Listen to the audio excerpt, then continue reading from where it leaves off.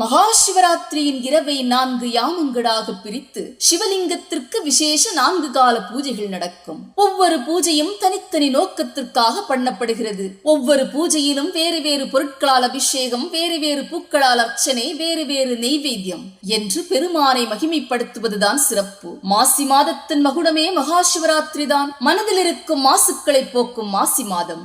இந்த 4 யாம பூஜையில் கலந்து கொண்டால் மறுபிறவி இல்லை, முக்தி நிச்சயம் என்பதுதான் பக்தர்களின் அசைக்க முடியாத நம்பிக்கை. முதல் கால பூஜை இரவு 6:30 மணி முதல் 9:30 மணி வரை நடக்கும்.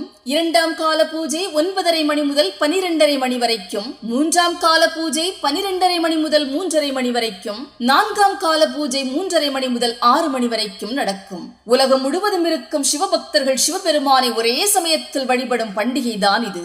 சைவ மக்கள் கடைபிடிக்கும் விரதங்களில் மிக மிக முக்கியமானது மகா சிவராத்திரி. மகா சிவராத்திரி என்று சிவாலயத்தில் நடக்கும்